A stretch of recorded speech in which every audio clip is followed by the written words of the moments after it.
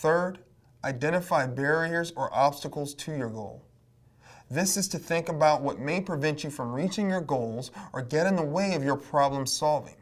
Identifying this ahead of time will help you better identify effective solutions to your problem. There are times we will face problems that are not changeable. If this is the case, what should you do? It's important to remember that we cannot always solve a problem by fixing it.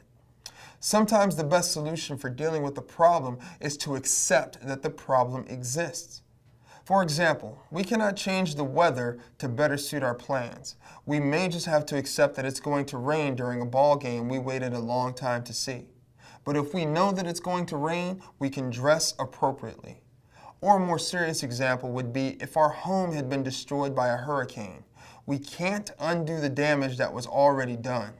We cannot change the fact that the weather destroyed our home, but we can work on finding the best way to recover from the tragedy and provide a new, safe home for our family. It's really important to identify if your problem is something that can be fixed or if your best solution is learning to accept and adapt to a situation. Of course, if something is really bothering you, it may not be easy to just accept it. But it may be helpful to identify that learning to accept a situation is the problem to work on versus working to change something that cannot be changed. It's not always easy to know the best tactic. Sometimes talking to friends or family members can help you figure that out.